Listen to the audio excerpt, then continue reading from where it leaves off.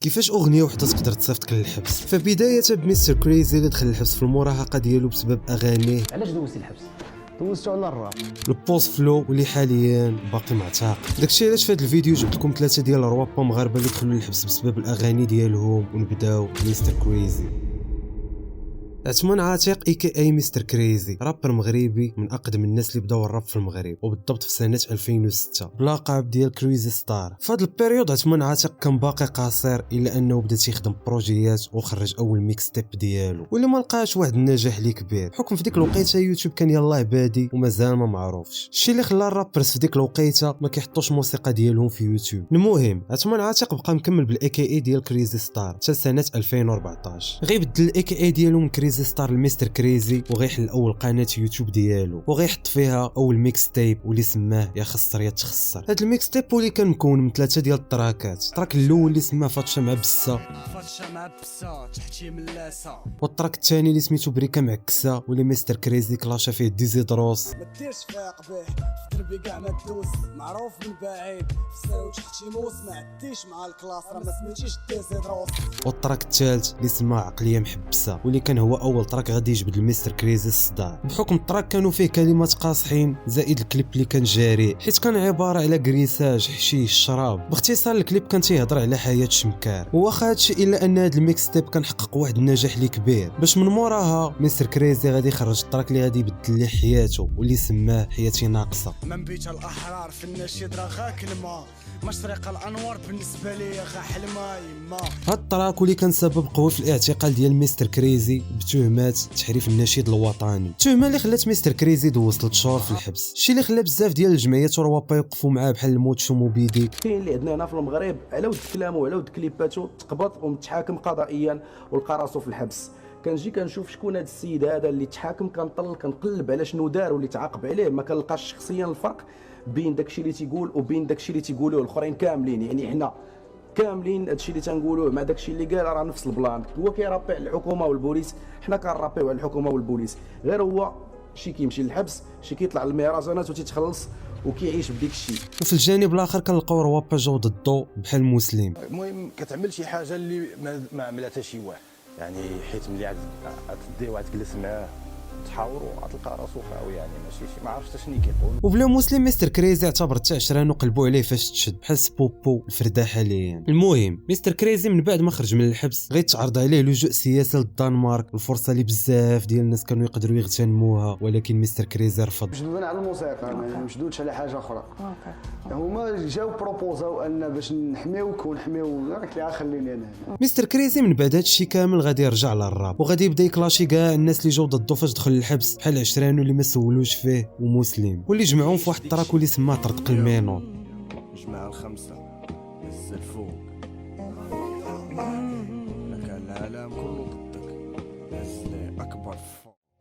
من مورا التراك مستر كريزي خرج شي تراكات واللي كانوا شبعانين معاني وكلاشات، باش في 12 نوفمبر في سنه 2015 غادي يخرج اول البوم ليه واللي سماه الويت ويت. الالبوم اللي كان فريمون ناضي في ديك الوقيته واللي بدا تيهضر فيه على بزاف ديال الحوايج بحال المعاناه ديالو في الحبس وكيفاش غدروا عشرانو. من مورا هذا الالبوم مستر كريزي بدا تيخدم تراكات وتيدير لهم كليبات، وفريمون كان كيخدم بروفيسيونيل مقارنه بالرابرز اللي كانوا في ديك الوقيته. مستر كريزي فريمون كان رابر وكان كيدير الريل راب، ولكن مع الوقت الراب غادي يبدا تيتبدل، ولاو بزاف ديال الروابا تيخدموا الراب كوميرسيال، الشيء اللي خلى حتى مستر كريزي واللي كيخدم كوميرسيال. مستر كريزي يقدر يحقق واحد النجاح اللي كبير بهذا الراب كوميرسيال، وبدا تيتشهر في العالم العربي كامل، وخرج تراكات اللي ناضيين بحال هاد التراك اللي سميتو ماشي مشكل واللي دابا فيه 300 مليون مشاهده، الشيء اللي خلى مستر كريزي يكمل في هذا الستيل ديال الموسيقى وبدا كيكسب واحد الشعبيه اللي كبيره، حيت مستر كريزي غادي يكون هو اول رابر مغربي غادي يوصل لمليون مشترك في القناه ديالو، واللي يقدر يفوت 600 مليون مشاهده في التوتال ديال المشاهدات ديالو. الباركور ديال مستر كريزي كان شبعان نجاحات في الراب، باش من موراها غادي يبدا يطيح وغادي تبدا تنقص الشعبيه ديالو. كيفاش هادشي نخليوها لشي حلقه اخرى.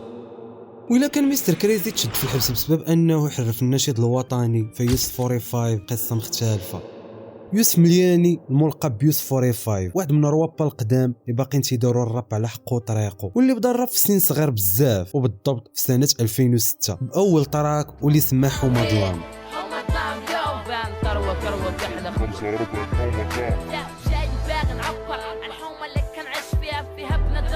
باش من مورا التراك يوسف 45 غادي يولي كيدير غير لي فري ستايل، ومن اشهر لي فري ستايل اللي كان دار هو واحد الفري ستايل اللي سميتو سوبر فاس. هاد الفري ستايل اللي بين يوسف 45 بلي عنده بوتونسيال كبير في الراب مغربي. باش من مورا هاد البيريود يوسف 45 حرفيا غادي يولي كيخرج بزاف ديال التراكات، غير هو كان دار واحد الغلط واللي غادي يخربق له الكارير ديالو، حيت يوسف ما كانش عنده قناه يوتيوب ديالو، بل كان كيحط التراكات ديالو في بزاف ديال القنوات مختلفه، الشيء اللي خلى الكارير ديالو تبان مرونه وبحال اللي يلاه بدا الراب. حيت لا دخلتي عندو لاشين يوتيوب ديالو غتلقى اول تراك تلاح فيها باسم اجي شوفني في سنه 2017، ومن هنا غتبدا الكارير ديال يوسف 45 في يوتيوب. غير هو من البدايات ديال يوسف ما كانش كيجيه الدعم كاع، الشيء اللي خلاه ما يبداش يخدم بروفيسيونيل. تيقول لي اخويا الدري فهمتيني المشكل عشيري تقول خصو يخدم برو. عندي مشكل في هذه القضيه تاع بروفيسيونيل زعما.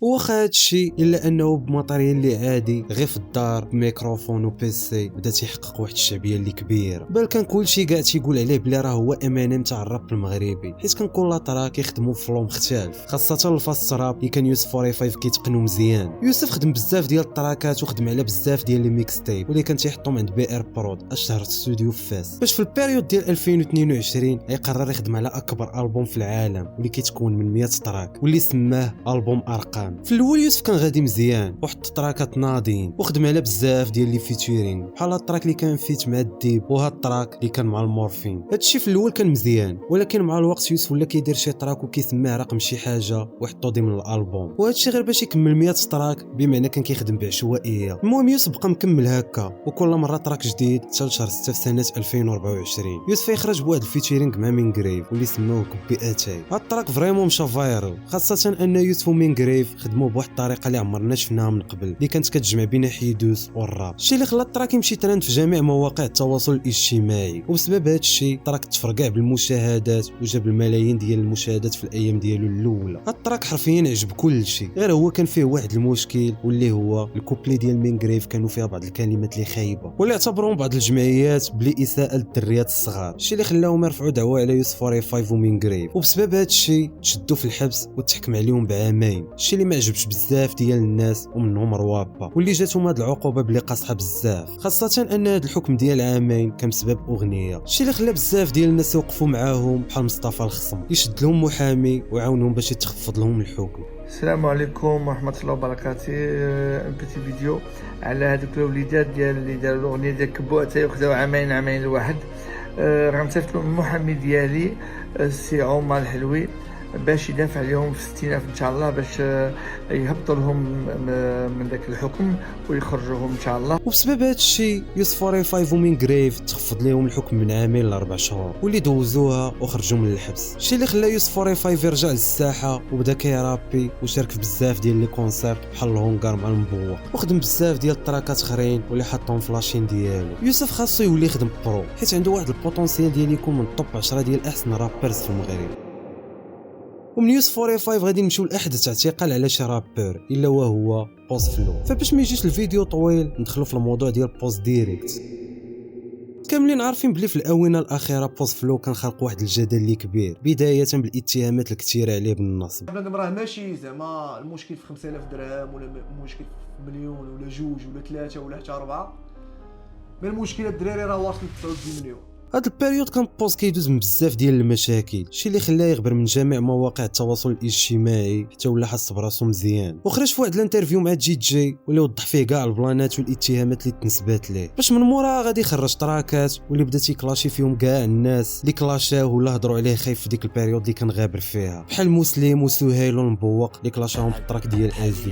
قبح الله سعيا من ادل اصرش مع غولاتك وتكلوا لي اشترطاتهم امل. من مورا التراك الدومبي غادي كلاشي بوز في واحد التراك اللي سماه جوكا واللي جبد فيه بزاف ديال البلانات البوز.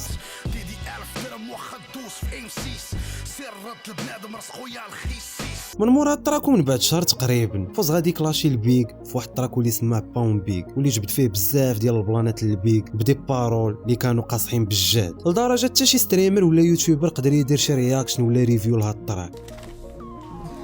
What the fuck